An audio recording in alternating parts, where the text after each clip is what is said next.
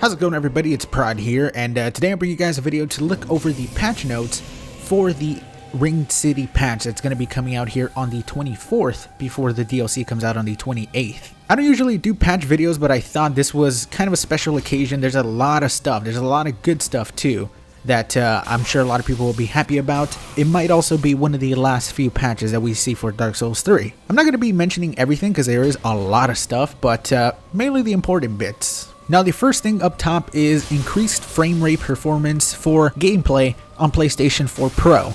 Now, I don't exactly know if you get 60 frames per second. I really doubt that you do get 60 frames per second, but from what people said, apparently it might be just something to give you steady 30 frames per second where it doesn't dip, because it does happen occasionally in Dark Souls 3. Primarily whenever you're fighting a boss fight or you're surrounded by a lot of enemies in a really visually heavy area where there's a lot of stuff to make the game lag, that shit'll dip hard sometimes, man. So that's pretty cool for those of you guys who have a PlayStation 4 Pro. I don't personally have one. I haven't really found a reason to upgrade to that. Hell, man, maybe this is finally the push I need to get one, but probably not. Up next, we have, obviously, the two new maps are going to be added once the 24th drops. They're going to be coming out 4 days before the actual DLC for those of you guys who have Ashes of Ariandel or the Season Pass. Let's see here.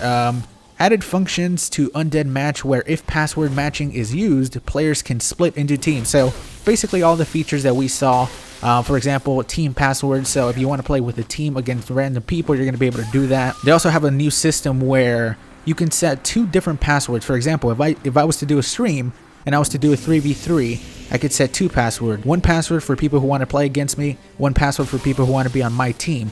So that's pretty goddamn awesome, man. That's really freaking cool, and I cannot wait to try that out against my subscribers whenever I do live streams, which, you know, I'll announce on Twitter, by the way. I don't know if you guys know I do have a Twitter. The link is in the description. That's usually where I first announce and am consistently announcing streams whenever I'm gonna do them. So be sure to follow me there, you know.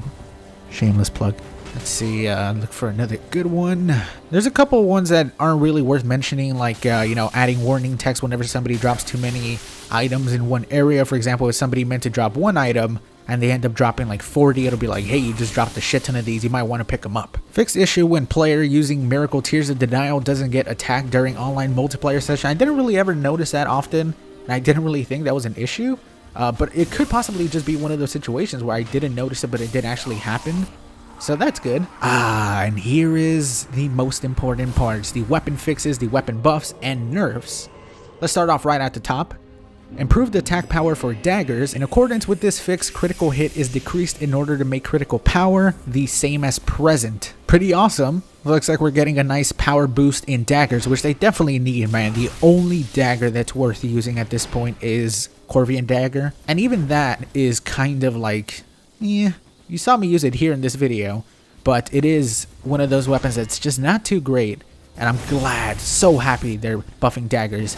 But even more so, I'm more excited for the next two buffs. Improved motion of normal attack for Ultra Greatswords, Great Hammers, and Curved Greatswords. They definitely needed that. The Curved Greatswords can have a really wonky swing whenever you use it two-handed, and along with that, decreased stamina depletion when attacking using Ultra Greatswords, Great Hammers, and Great Axes. Now, I don't really know how significant this stamina depletion decrease is going to affect the Ultra Greatswords and these weapons. Will it bring a bunch of people to actually use these? I fucking love the Ultra Greatswords, man. Some Great Hammers like the Great Club are fantastic. Same goes for the Great Axes. I definitely think they needed that, even though they are extremely powerful. Well, some of them are extremely powerful. The stamina can be pretty ridiculous sometimes, so I'm glad that they're doing that. Improved attack power for Curved Greatswords. Definitely needed it.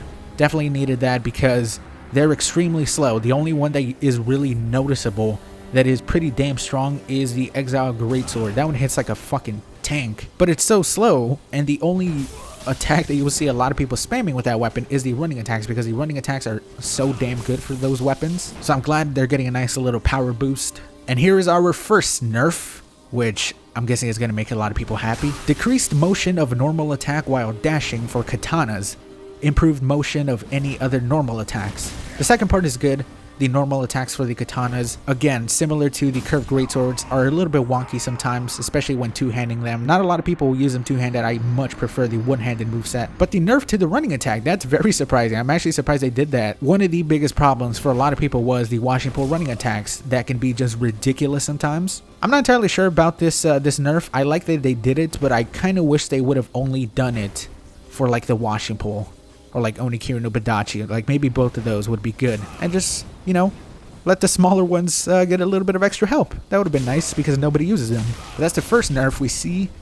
Improved motion of shield bash skill. In accordance with this fix, stamina consumption has been reduced. That's great, but I still think not a lot of people are going to use shields that have shield bash. Hopefully with the improved motion, they maybe increase the hitbox of it, because some of the great shields obviously do have the shield bash, but it's just so easy to tell. They push it down into the ground and then they go forward. You could just roll back as like you could fat roll back and you'll probably still avoid it. Improved motion of Dagger's blind spot skill. That's pretty good. Another buff for that. I definitely think it needs it. Even with the previous buff, I believe with the last patch they did buff it a little bit, but I think it still wasn't enough. Not a lot of people use it. I don't use it because it's kind of useless whenever you can just get a regular hit that'll do more damage. So maybe they'll make it a little bit faster, give it a little bit more range. That would be nice. Now this next thing is definitely something that was needed. Will it make a difference? I'm not sure. We'll see. Increased rate at which Frostbite builds up when using Vort's Great Hammer, Iritho's Straight Sword, and Frida's Great Scythe. Some of the weapons that have Frostbite in the game, like that's not a buff similar to the Pontiff Knight Scythe, I really don't know how much of an increase. Like I said, they're pretty vague usually with the percentages on that, but I'm guessing we'll get a more concrete answer once the patch actually comes out and people get into it and testing and stuff. But I hope it's a noticeable difference, because Frostbite builds could be really cool if they actually, you know, didn't suck ass. Alright, next up, shortened attack window of Karthus Curved Sword and Dark Sword, Gargoyle Flame Spear, and Follower Saber. Gotta give it to him, man. Gotta give it to him. I don't know if you can hear.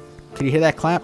That's a fucking clap right there. Now, there seems to be a nerf that's kind of like a vague wording, shortened attack window, because that could also be looked as a buff, at saying that it's faster, but obviously that's not the case, so we can assume that it's going to be a nice nerf for some of the most powerful weapons in the game. Typically, the 4 weapons that people complain about the most, I would say. I'm guessing what it's going to do is shorten their hitboxes, making it so they don't have as much range, because there's times where you're like, no fucking way this Dark Sword just hit me. There's no way this Karthus Curved Sword just hit me from this range. But definitely you needed that for this Karthus Curved Sword. You notice that all the time. The Dark Sword, when people spam away, you'll be a mile away when you roll after the second hit, and they'll hit you with the third hit, just a regular right bumper, which is pretty crazy. The Gargoyle Flame Spear just has ridiculous range. So I guess I'm kind of interested to see how that works for that. And the same thing goes for the Follower Saber, the newest of the OP weapons.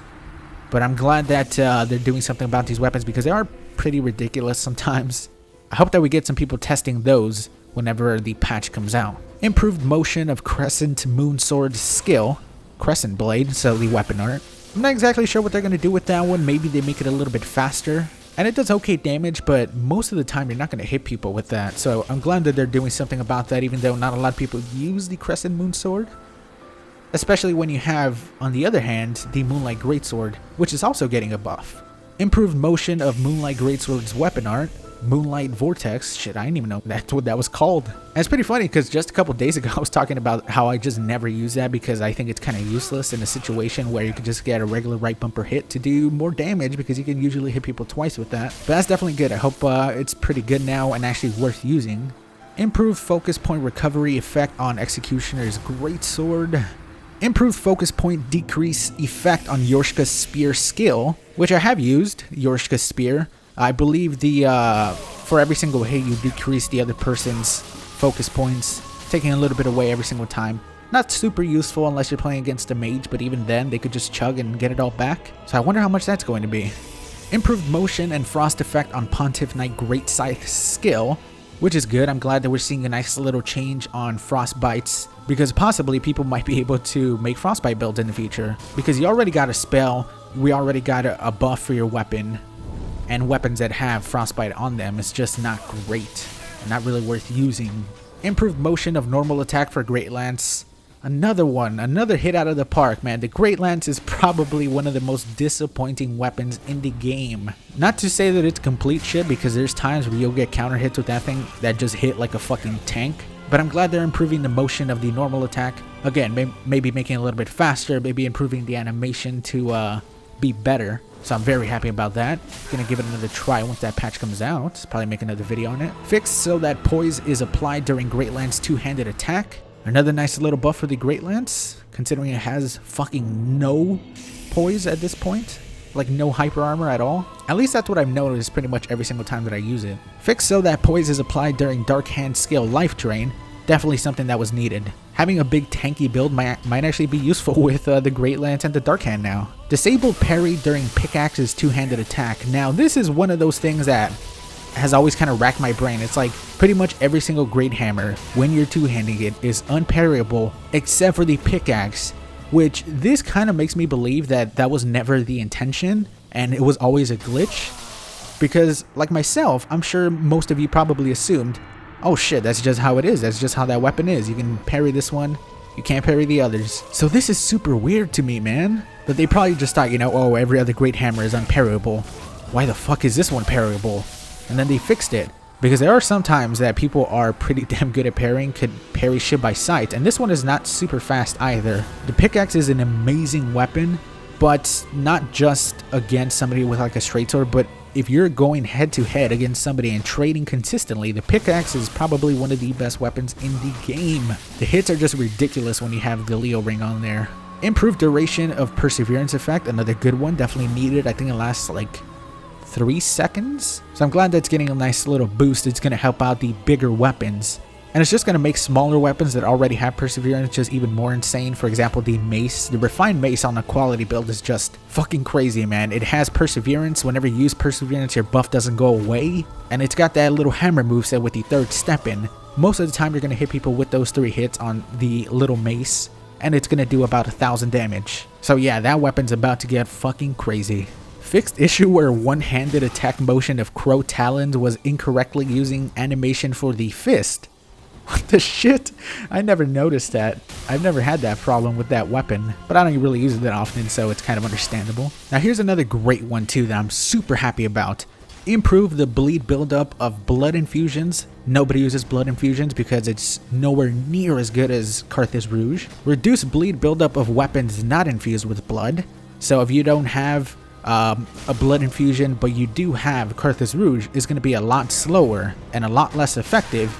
And I'm guessing that we're going to see a lot less bleed buildups and like crazy one-shot kills with the fucking Warden Twin Blades, because that, if you hit somebody with like the left bumper into the full weapon art, that is like immediate bleed buildup and about 1,000 damage. Just gone. So hopefully that fixes that. Improve the poison buildup of poison infusions. Thank Christ, but still, one of those things that it's not worth it. Poison is just not great in this game at all. But I look at it as just another bar that they have to worry about. Usually whenever I do, you know, the poison build, that's the way I look at poison. Just another thing that they have to worry about while I'm charging them with like a dagger or a spear or some shit like that. Improved defense and also reduced weight for heavy armor, which is good. Not a lot of people use heavy armor because most of the time you're going to need a respec for that. Maybe now at soul level 120 people will actually be able to use full Havels. I don't know how much of a decrease in weight that's going to be, but that's a good one. And I'm glad that we're seeing more buffs for like heavier builds and like big tanky builds. We saw the addition of Poise in the last patch for Ashes of Ariandel, so now we're getting a nice little boost and improving that because it was definitely needed. Poise wasn't really a thing before the Ashes of Ariandel patch at all. So the little that we have now is like a fucking godsend. Improve the motion of Lightning Stake, Lightning Storm, and Way of White Corona. Just take it out of the game. Take Way of White Corona out of the game. It's not needed. Extended the time you can move during the casting of Miracle's Gnaw, Dory's Gnawing, and the Wrath of Gods. So usually you can move a little bit. You can kind of walk a couple of steps and then it'll stop you to start the animation for, you know, something like Wrath of Gods. So you're going to be able to move a little bit further. I don't know how much further. It's probably going to be an extra step or two. It's not really going to make a huge difference, I don't think. Especially for something like Dory's Gnawing. And for the last two, we have increased the damage of poison and toxic dealt by players. Oh, and shortened its duration. Cool.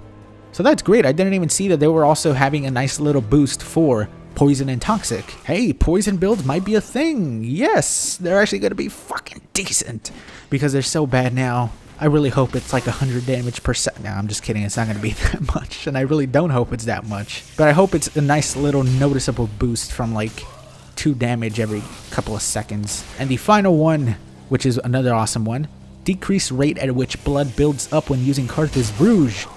Fuck yes, man. I hope we start seeing more bleed builds leaning towards the blood infusions rather than Carthage Rouge, because it was never that case. Because the only real thing that the blood infusions did to help out was when you actually got the bleed buildup, it would give you more damage in the end than the Carthage Rouge. But the Carthage Rouge would always build up the bleed like 2 or 3 times faster, so it was never worth using. But man, that was longer than I expected. So many good stuff in this patch. I'm very happy about it so far. We're getting a bunch of really nice balances towards the weapons. We're getting a nice little improvement to armor and builds that not a lot of people use at the moment because they're not that great. For example, you know, frostbite and poison and bleed using blood infusions. I'm very excited to see when this comes out, man. I'm very excited to test things out and to use some of the new and improved spells and weapons. But either way, I don't know how many people made it this far. Thank you so much for watching. If you did, a like is really appreciated. And if you want to see the patch notes for yourself, and in case you make any edits to it, because it does seem like there was a couple different things that they added to it from yesterday when I saw. Because I saw it very early, like within the first hour of it getting posted, so it was probably still getting translated, and a lot of different things were getting added to it. So some stuff might change, but either way, it looks like we'll probably be seeing that patch here in about 2 days on the 24th. Thanks for watching, and I'll talk to you all later. Peace, everybody.